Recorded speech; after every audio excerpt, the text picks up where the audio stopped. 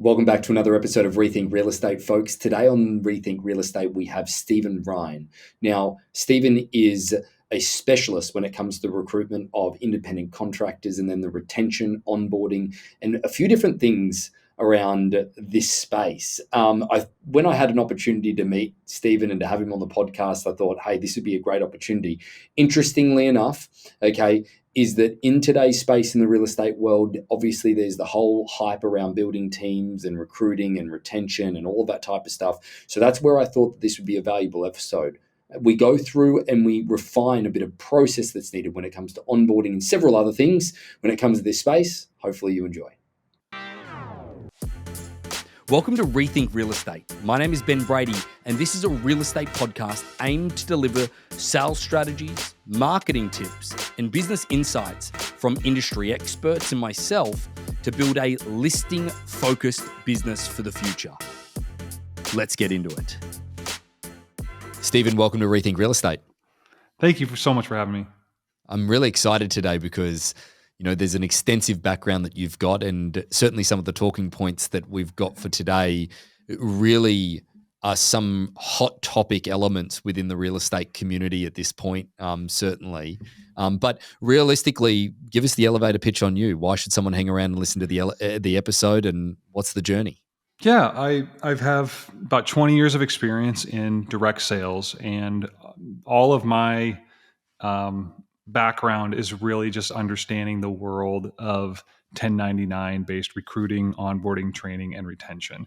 So I started with Cutco knives. A lot of people come from that space, and did well in sales. Hall of Fame sales rep, and then from there I just got into software. I taught myself how to code and actually launched a sales rep relationship manager, a cat herding manager for reps that were Cutco reps. Okay, so the managers use it to manage all the reps out in the field. And so that was our first kind of like a first breakout in software. And then from there, we've just been working on all sorts of software for recruiting, onboarding, retention of field-based reps. So that's my background. Do you know what? You've chosen a field where you're never, ever going to be out of a job. Trying to understand the world of a 1099 contractor. How do we recruit them, get the best out of them, build them, all of the different parts of this. I just believe that it's an interesting relationship that a business owner that has reps has with those reps, considering that the terminology I think that is used quite often when it comes to a 1099 or somebody on 1099 or an independent contractor is that, well, you're not my boss, so to speak. Like it's this really interesting and convoluted relationship that I think, and it has to stay that way, right? Like when it stays that, in my opinion, when it stays that way, and when the owner remembers that, just like the IRS remembers it, right?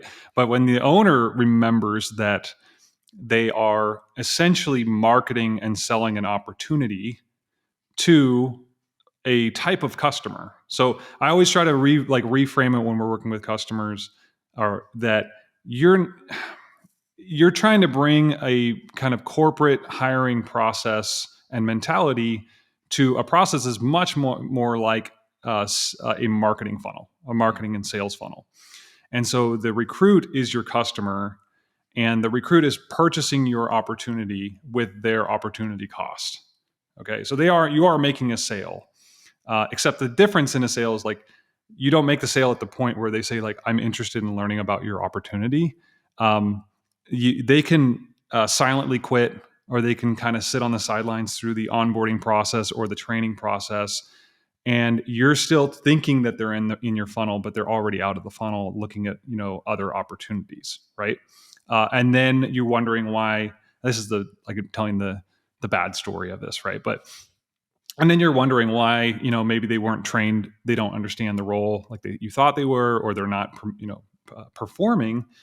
It's because you thought you sold them way in the recruiting process. They're not hooked. So it's just about like realigning with that person, over and over again until they're successful. And does that leads us into the first sort of topic that we'd love to talk about, and it's one of the main topics that sort of caught my eye when it comes to the things that you are an expert within, like the common mistakes when it comes to recruiting independent, sellers or independent contractors. I think that in the real estate world, there definitely is more of a relationship where you recruit somebody and you sort of just leave them to their own devices, and like they either make it or they don't make it. Mm-hmm. And again, I'm generalizing because our company, we try to do a really intricate onboarding process that for 90 days they have an independent person that holds their hand the entire way through, and they get independently and individually onboarded for 90 Love days. that. Yeah. But still, there's this sense of that, okay, it's just pile as many people in and see who fits, that then creates this revolving door, and it creates this, I think that it creates this transient industry that just isn't well renowned at that point. So again, what are the most common mistakes that people are making when recruiting independent contractors? Well, so I'm going to start with I'll do some hygiene factor stuff, some actual, procedural tactic type of stuff, but I want to start first with that mentality. So there's kind of like two camps in the mentality is I can't affect it. There's either on or off. Either there's the right type of person or they're the wrong person. And either they're going to stick or they're not. They just need to see the opportunity. And that comes kind of this chip on their shoulder, maybe from that person's onboarding experience from 10 years ago or 5 years ago, where it was terrible and they stuck around. And so there's almost kind of like this idea that, well, I will see how gritty they are based off of how terrible my recruiting and onboarding process is. And so we just need to do volume. And if we do volume, the right people will pop out at the bottom. And I think that that's a terrible, this is why I like to use the sales process, process. That's like saying, because it really shows up if you draw a correlation, okay? If you draw a comparison. That's like saying, I'm going to have the worst lead funnel on my website because I only want the absolute high intent lead on my schedule. Okay, so almost like no, I think we should probably more like focus on who are the best qualified to be my customers, and I want to have them, and I want to court them and get them onto my my schedule. Okay, so it's like this belief that people don't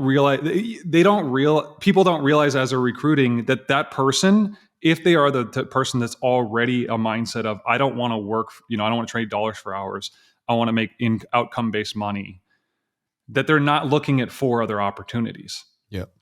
Right.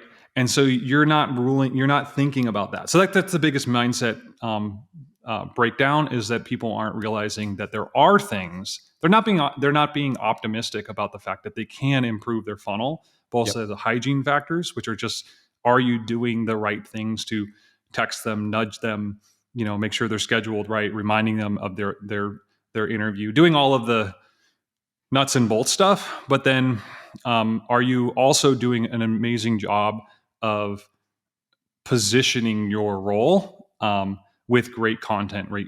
A great video initially, where you're signaling to the right type of person that you want them on their team. So you're saying that because it like, if we look at 99% of interviews, so to speak, or recruitment meetings, it's just this constant pitch around why we're better than everybody else, like catering it to them in a different way, and almost, giving them an example of what their onboarding is going to be like and the support that they're going to get, Yes. is the nature. It's what's in it for me 100%. So everything should be around, I'll give you a typical way we consult our, companies that work with us to design their video. Okay. Which is, maybe it's not the great example, but I call it the shotgun test. Like if you heard the at a bar, you would know exactly, if you know that sound, you would know what that sound is. Yeah, fair enough. Maybe it's not the best analogy, but that's the type of thing you're trying to do. You're trying, when you have your initial introduction. So typically people will come into a large funnel. higher up in the funnel. We recommend going higher up in the funnel and bringing more people at volume, and then doing a more aggressive filtering before they're on your calendar.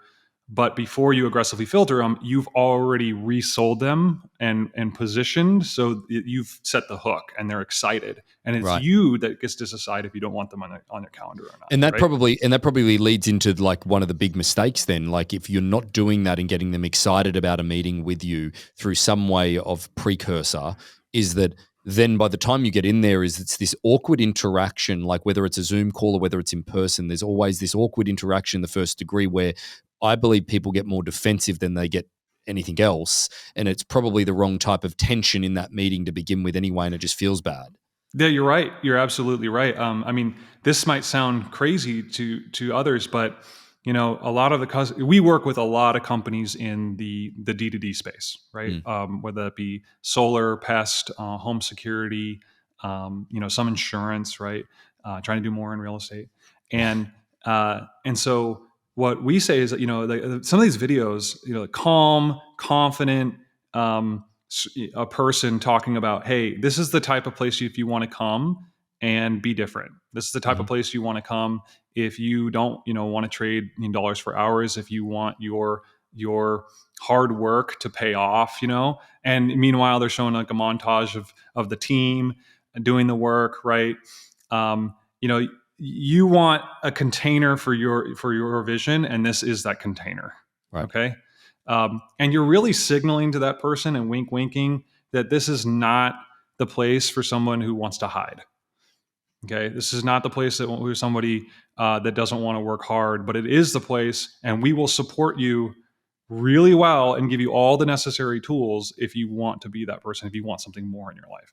Okay, and so that's the type of way it starts, and then from there, they actually start to weed them out. Do you understand this is 100% commission? Yeah. Do you understand that typically I can't tell you have to work 40 hours a week, but our best, most successful people put in the time to make this to be a success. And this leads into this question that I've got sort of burning as you're going through this, is that is there some leading indicators of people that are just not going to cut it? Because like, again, there's the, for lack of better terminology, and forgive the terminology, there's the throw the shit against the wall method in real estate. Yep. Where it's just as many as you possibly can, you'll get some that stick. And then I think that the excuse that I've certainly used, and the excuse that the industry uses, that, I would have never known that person was going to be as successful as them. It's about giving everybody an opportunity and a chance, which is, I think, just bullshit for lack of process, really. Yeah, it's a lack of process. You know what the number one thing that the mass recruiters want to see is, this is the largest deterministic thing, the biggest macro. I mean, obviously there's little ones. It's, has this person shown the ability to do anything hard or somewhat hard for a period of time? Well, that's it. I mean, some of the people you would initially go, they're not like a high flyer, they didn't come from a great school, they don't have a great sales background, but they worked a night shift for a couple years at this place, and it's the context that they're coming from is like, I know how to work hard, and that wasn't what I want in my life. Wow. Right? That's really interesting. You see what I'm saying? It's not, because they're the ones that are going to put in the work to learn the role. And that's actually honestly one of my, I'll just make this short, but one of my favorite things about working in this space is I love helping companies that help people that maybe didn't come from, a pedigree, that can generate wealth for themselves, generate, affluence for their family, and be independent. Right. I love that. And so, it's really not about, it's really, the stickiness comes down to, have they shown evidence that they are not constantly, being incredulous about something, but they'll jump in and they'll do the work to learn the role. That's it's an interesting point. And I know that I've railroaded you a little bit from the primary beginning questions. What are the mistakes? But leading back to that, I'm hearing that it's more so the lack of hype around the opportunity itself. Like, Like, don't get me wrong though. Yes. Like it's a different world when you're employing somebody versus that you are giving an opportunity to somebody. Now, the opportunity, as you said, is the 1099, the contractor. The employing somebody, I can get somebody. So I can get somebody when we do an employment side of things. We've got to process ourselves when we're employing for a role through the company. Where we're offering a salary, it might be bonus, incentive based, or whatever it may be. But it's always from a video perspective that they've got to answer video questions and in response to it to then see the type of person they are. I think that we can get a really good grasp of that person, and they will do that at the opportunity to be paid a certain amount of money. With the real estate space, you could never get people to really do that unless they were absolutely brand new. Like if we were trying to recruit experienced sales reps or experienced representatives to go to them and go, hey, no, yeah, I'm interested in you joining the company, but you've got to do this interview process. Like it feels like maybe I'm looking at this wrong, and I'd love to get your guidance on this a little bit more. Is that it's this over promise to then under deliver is the process of recruitment within somebody that's experienced, that's already doing business. Yeah. I think that then creates this bad relationship. Is that something that I'm thinking about differently, or is something that are you saying they kind of shoot high? You've seen more of it where they shoot for somebody that probably they overpromise their role for people that already have experience. Well, yeah, it's kind of. Let me give you an example. Is that, let's say that I'm a business. I'm even a team lead or something, just to associate it, not through to just the brokers of our real estate offices that are the business owners most of the time that are responsible for recruiting. Let's say that I work at XYZ company, okay, and working at it, and that is my company, and I'm trying to recruit from another brokerage where that agent is doing really good business. My only way to recruit them most of the time is to oversell them or undercut the other company in order to give them a better split, more money, all of those different things, versus actually giving them the pure benefits of the way that we can increase their business and all that stuff. The real estate industry has gotten to this point where it's like, no, like there's questions that come out of this, Stephen, now when you recruit somebody. It's like, no, well, what's my signing bonus? When that wasn't a thing 10 years ago. It's been commoditized a little bit. It sounds like it's commoditized down into these little bits and pieces of, versus I see what you're saying. It's not being sold and positioned as like a holistic thing. It's another example, customer-based example. It's like somebody coming to me and saying, hey, fill out an RFP, fill out, I have this is my checklist. My whole team has gathered all the checklists that I want, to come onto your team. And if you can knock off all these, features, then I'll use your product. Versus, how is your company going to help me get the outcomes I want in my business, right? And I just think that is something that is allowed by the company that's trying to recruit. They start the negotiation tactic. They start the negotiation at that point, which is what are the little things you need versus like a higher level, like here's how we're committed to your outcome. Like, what outcomes do you want? So for example, if I were going to do real estate recruiting, I would focus, and it's very easy for me to armchair. I'm not doing real estate recruiting, right? But I would start with like, what do you want? How many transactions do you want next year? Okay. What would it take, for you to get to the next thing? How do you feel like you need to be supported to do that? Right. This could be a recruiting flow.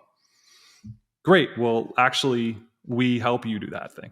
So start with them showing you that they actually have an idea of where they want to go with their business, not take their 2 transactions from one brokerage and bring it over to you.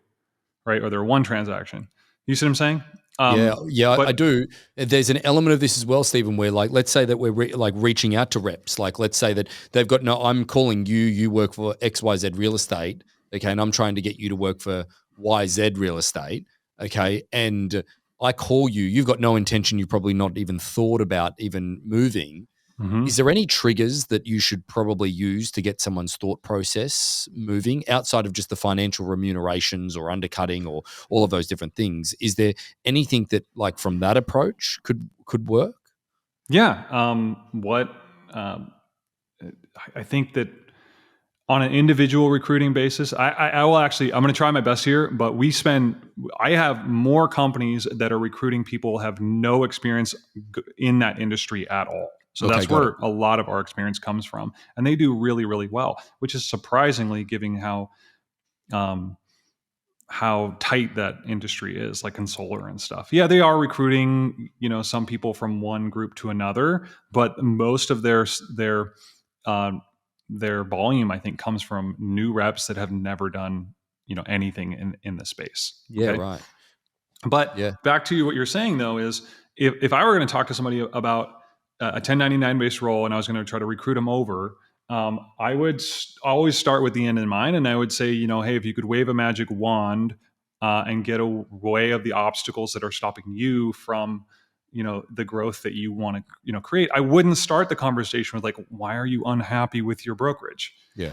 Because that's the wrong person in the first place. I want the Yeah. person that feels like they can do more, not from an externality, but just unblocks of internal challenges. Yeah, that's a difference. Yeah, absolutely. It's a very different frame. Let's go back to what you just said about the industries that you guys predominantly work with, because I'm a huge advocate for bringing new people into the real estate space and building them through. Like our company, if you were to look at, our top 50 agents within our organization, 45 of them started off with us as basically new agents and that have grown all the way through into That's being great. business owners or our top performing agents. And that, I think that is one of the ways that we've chosen to compete as a brokerage company, and also having a point of difference with our auction method. But that said, primarily we're okay with doing the work to build them all the way through, having the onboarding systems and doing a little bit more of the heavy lifting. Now, a lot of people make the excuse that I don't want to do that because they're just going to leave me anyway and go and work for someone else. And it's like, well, hey, do you know what? If they're not going to stay, then they're definitely not for you in the long term anyway. That's like letting go a little bit and just refining the process of bringing newer people in. What do you see as the greatest resource for the companies you work for of getting people that aren't currently in the space that they're trying to recruit into that space? Because I'm assuming that part of this is a conversation around 100% commission, people that have been W-2 employees leading into the 1099 space. That's a pretty, like, that in its own right is a recruitment, regardless of the industry change. Yeah. Are you talking about sourcing before getting into Yeah. the recruiting process? Yeah. So, so there are companies that we have been working with that only do, they're not hitting Indeed, right? They're not looking like Indeed's great for maybe W-2, but like if you're looking for a specific type of person, I would recommend working with some these companies like Allure Creative, maybe Sales Recruitment University. There's a couple others out there that do targeted social media outreach to people that match a persona that have worked out. Like they passed the firefighter test, like the firefighter passed the test this way, and so the new person that comes in pass it like the previous firefighter, that sort of thing. So they're looking for a certain persona, and they are actually, we've partnered with these ones like Allure because they'll have companies coming and say, time out, you got us too many good sourced recruits, but we have too much pressure on our recruiting funnel. Right. And we haven't dialed it in, so we have to slow our roll a little bit because we just can't process through all of these people. Yeah. And so, we're kind of symbiotic in that way. That's a really cool resource to actually know, those people that get targeted, the types of people that have passed that firefighter test, so to speak. I think that the parts of, if I'm putting this together in my own mind, and sorry to be jumping around and railroading you in some of this, is that the sourcing, if you can embrace some new people coming in and train them a little bit deeper, but it's really hyping the opportunity in the industry, so to speak. It doesn't become, about this versus this company versus that company. It's hyping the industry more to speak. Yeah, it's hyping the opportunity. Them. It's hyping them and hyping the industry. So this is my little spiel on this process of hype and aka belief building is, as companies scale, so as an organization scales, they'll typically scale individual departments or motions separately. Mm-hmm. So recruiting, onboarding, and I specifically, when I say onboarding, I'm not talking about training and onboarding. I'm talking about just like the nuts and bolts of like badging that person up and, getting their rep agreement signed and all that stuff. training, and they become separate little groups or separate people are working on those things, and they'll get efficient on that one department. Right. Their experience gets better, and the rep experience gets worse. It gets fragmented, and everybody thinks that they did their sale, and then they're done. Yeah. So it's passing it off. This is why it's so nice to work with small company, like small scrappy companies, where the person helps you through the entire process of getting, the product in your hands versus just getting passed off to a bunch of different people. So it works the same way with reps. And so going back to what you were saying about people recruiting on commoditized numbers, commission rates, bonus offers, things like that. The other side of the coin is, what if you took all that energy and said, I'm going to build an experience from the very first time they hear about my opportunity, about my company, all the way through to they're talking to customers, they have a license and they're talking to customers. I'm going to build an experience like that felt like the very first time I used Uber. I like to use Uber as an example. I don't know if you remember using it the first time, you're like, they thought of everything. I mean, the car comes up, there's no context. I just download the app. It's really easy to get going. The car pulls up, I get in. There's no anxiety around who this person's name is. I have their rating. I get out of the car. The tip is done, right? It's a really polished experience. And compare that to maybe previous onboarding experiences you've had or like funnel experiences, like where you get an email from this tool and then a text from this tool. Yeah. And then a text from someone says, don't touch that yet. Don't start adding yourself to that until you do this. And it's a mess. It's just a mess. And you don't feel confident, right? And so the problem is, our tenure is just trending downwards. Right. So much of tenure is trending downwards. We don't have the 35 years at Boeing anymore, right?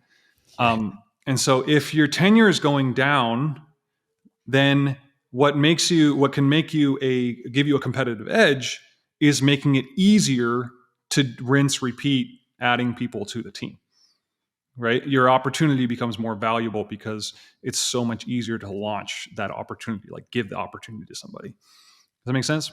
That makes total sense. I can really see the gaping holes in any of our process. And I think that we're really buttoned up with our onboarding, but then you start to talk about it from the sense of that. It's like, you're right. There's one department that messages them and then says, don't touch that until you do this. And it's sort of like, at the moment that you get the confusion is the moment that it just erodes confidence that they made the right decision in the first place. I think that anybody can sell somebody on coming and working for them and the opportunity at hand, really, if there's enough hype around it, but you've got to lead that confidence all the way through that. I guess all the way through. Yeah. All the way through the process. I guess that the support feeling once they are on board and they're going through that process, and then the getting them engaged into the training world, the support once they're in the field and once they've joined the team and they're out there doing the things, and then the training and getting them more engaged in that side of it. Because I think that there's an element, certainly in our industry, that people skip the training side of things because they're too concerned about where is the next deal coming from. Okay. I think that, how do you get them more engaged? Describe that. They're concerned about training. They're concerned because of the next deal coming. Can you unpack that a little bit more?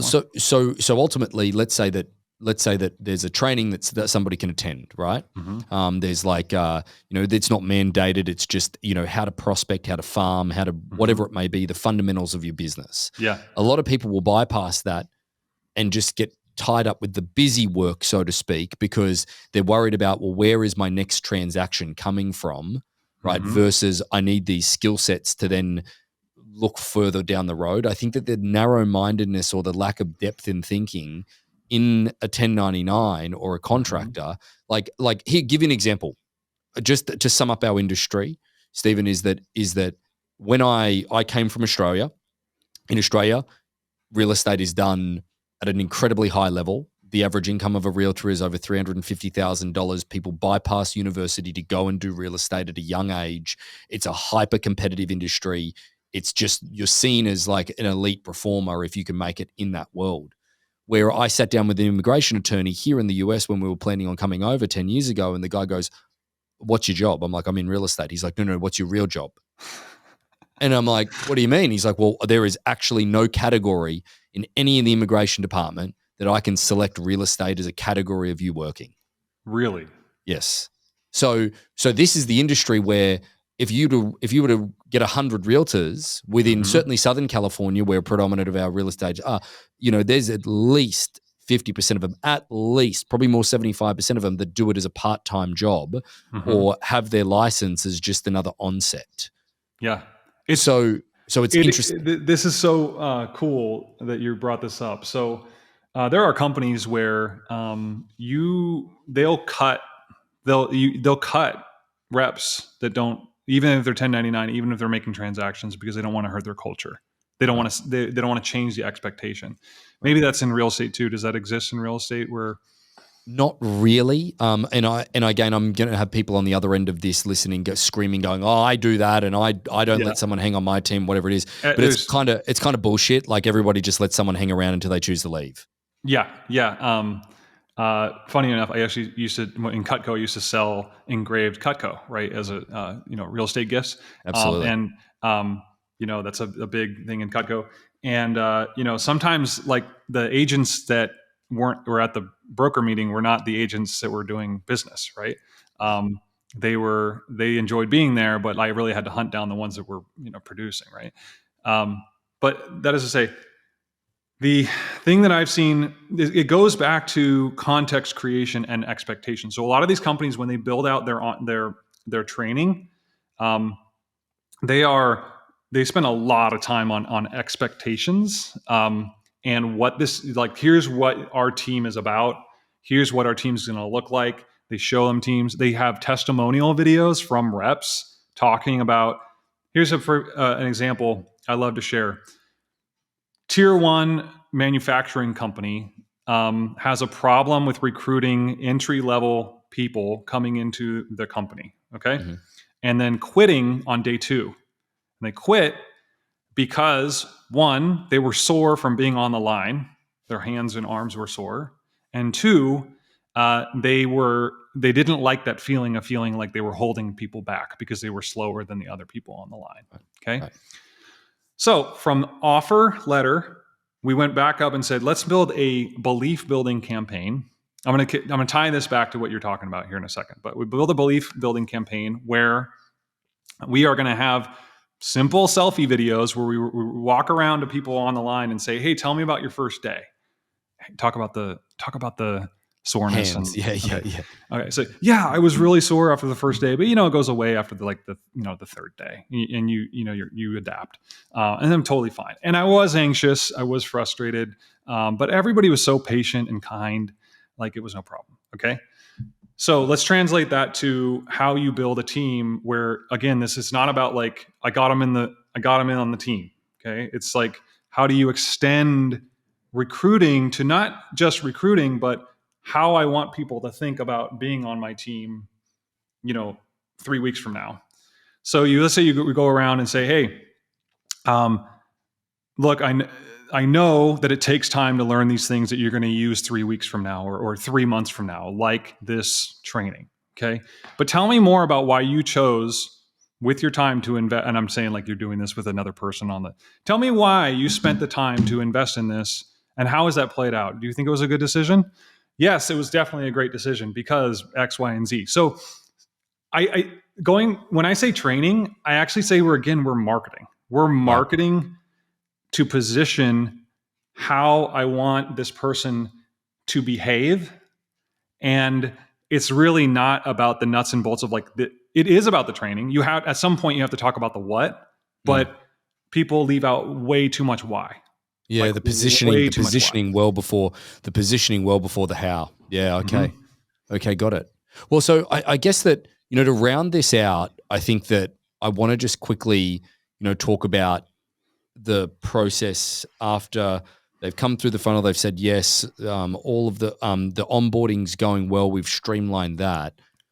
What's the retention here, Stephen? Like the retention element, is that similar to what you're talking about? But the retention is a big play within the community of real estate because there is so much chopping and changing. Yeah. So when I think about retention, like what are the tactics or strategies in retention, right? So one is, are you kind of doing one of these when it comes to actually engaging your I use a lot of customer translations, right? But I don't want to turn a blind eye to maybe a customer who we haven't heard from, Yeah. right? I want to engage those people with messaging from the leadership. I want to engage those people with polls or stats trackers like little Fitbit apps, like on a scale from 1 to 10, how confident you are in your ability to get referrals. On a scale from 1 to 10, like send in these little micro surveys, right, to your team. And as your team grows bigger and bigger, you need a better solution at doing that. Mm-hmm. Based on how they answer, cut them off at the pass and have an intervention, right? Don't wait for them to churn out of your team. Right.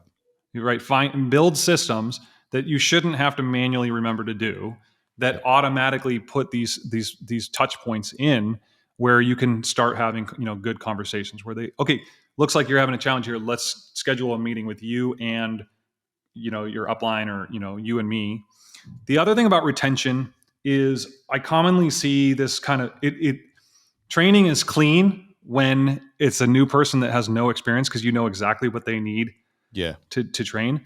Where retention gets a little bad or challenging is when you have this mishmash of the brand new recruit that didn't have any real estate experience that's now in his 6 months mark or her 6 month mark, and then you've got the veteran guy, right, or the veteran gal that you still want to retain by making sure that they know the new thing, like they know the thing about your auctions platform. So I don't know about you, but like every once in a while you just go to, this means that I have to do the common denominator training. I call it like the milquetoast training. I have to send out some training that won't make the veteran person roll their eyes and won't go over the head of the person that's brand new. Have you had this experience? Yeah, for sure. Okay. So what we do is we call it right size training. It really helps with retention. You can send out like an adaptive training experience where you throw out softball and hardball questions to build a profile on what they know about that role, about that thing. If they don't know anything, you take them down the like brusher up course. If they score really well, take them straight to the new stuff. Yep. So it builds learner trust with your veterans because they're not like, oh, you're wasting my time. And they actually want to engage. And so many times the veterans are left to just do whatever they want to do, right? And they're not given they don't feel like they're getting fed from, and that's what breeds, in my opinion, that feeling of not being fed by my brokerage is what breeds that kind of mercenary, like I'll just go wherever because they're not really additive beyond these numbers. Yeah, that's fair. That's really good insight. That's really good insight for people to understand. And I think that it's given us some real things to think about when, there's such hype around the real estate community about building teams, because a lot of people that are listening to the podcast, they'd be individual agents, they might not be thinking about recruiting a team, but they think that they must because it's the new thing to do. And, for the brokers that are listening as well, it gives a great deal of thought process to, I really believe, the recruitment side of things and then also the onboarding that happens with them as well. Can I give you one more tip? I'm just going to put this here, tip for building teams. There's always like sourcing new people onto the team from outside of the team. But my biggest suggestion for recruiting, some of the companies like Cutco and some of the other companies do more recruiting through personal recruits, like one person on the team recruiting another, than any other source. Right. And maybe that's the same way in real estate. I don't know, but yeah, it can be. Yeah. So the goal is to make it as just stupid easy for somebody to sneeze the opportunity. You shouldn't be putting so much. I'm not saying you do this. One should not make the person, let's say I have a conversation with you at a coffee shop about, real estate and you have an interest in getting into it. I shouldn't really have to explain the role to you. And then set up a reminder or use my Google Sheet or use my phone as a way to remember to follow up with you. And then make sure to connect and all that. You're doing the job of real estate, let alone team building. And so then you get busy. and you're working a few deals, and those people fall away, and then the interest is not captured, right? Yep. So you want to give your people the tools, like a very, very easy way to do a leave behind nurture sequence for them to nurture that potential prospect and still get credit for it. Right. So is that something that you see a lot? Yeah, there's a great deal of opportunities for people when they're recruiting to then get revenue share based on the person that they brought on and things along those lines within the industry. And I think that it's something that if you think about it, is how are we enabling our people in order to recruit for us on a regular basis. Yeah, making it super easy. I mean, getting the messages go out, maybe inviting that person to an event. All of that should be just done in the background, and I shouldn't, as the person that told them about the role, in my opinion, shouldn't be on me, because I'm not an expert recruiter. I just know what real estate did for my life, and I'm going to share that with you, and then it should just run in the background. No, that's such a great point. It is such a great point indeed.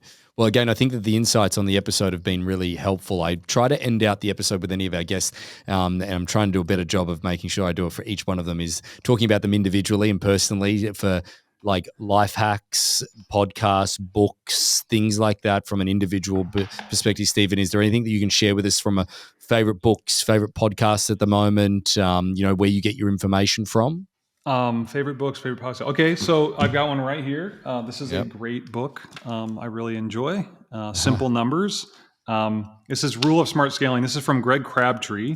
So great for brokers probably too, thinking about like return on invested capital, and really understanding like how do you grow. This goes hand in hand with what we're talking about. How do you grow your brokerage and invest more and make profits at the same time. So right. So what was the name of it again? Sorry. Yeah. So it's called Simple Numbers 2.0. It's actually a follow-up book to Straight Talk, Simple Numbers, Big Profits is the other book. Yeah. Yep. Yeah. No. Great. Excellent. I think that's certainly something that that's beneficial. I'm gonna put that. I love the numbers side of it. I think it's fascinating. Anything from a podcast perspective that you listen to on a regular basis to keep up with anything? It doesn't need to be in your space. It can be anything at all. Anything that you enjoy.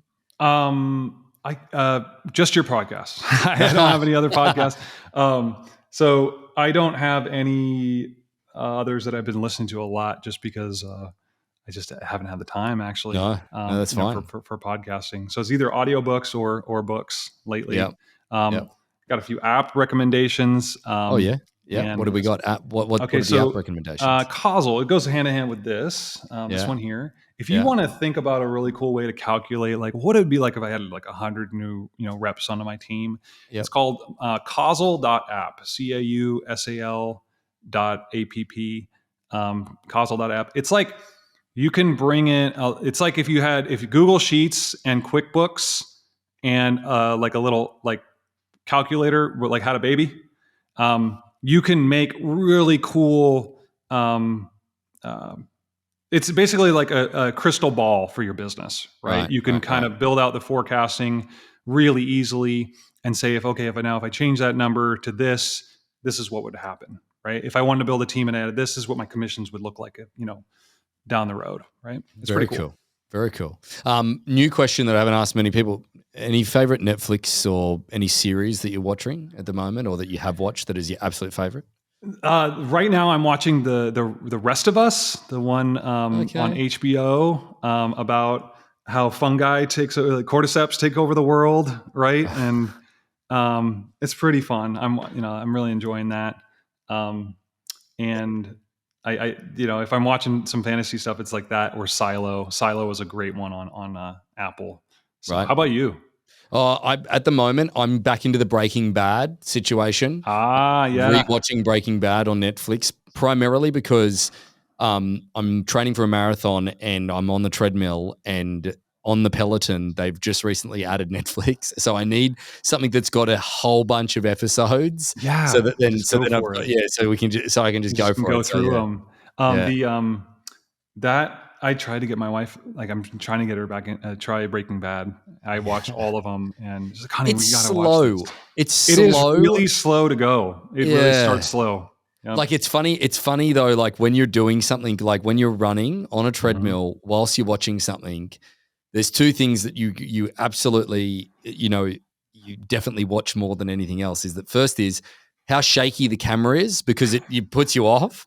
Okay. Second is it's like, get to the actual point. Come on, let's go here. Like, let's I'm the type of person that needs something to come to a conclusion quickly. So anyway, but that's it at this point. There's one episode in Breaking Bad, I think they called it like the wasting time episode, where like fourth season or something, they're in the basement of the, and it's the whole thing is about there's a fly in the episode. It's just really slow. Yeah, do you know what I'm talking about? I know the one you're talking about.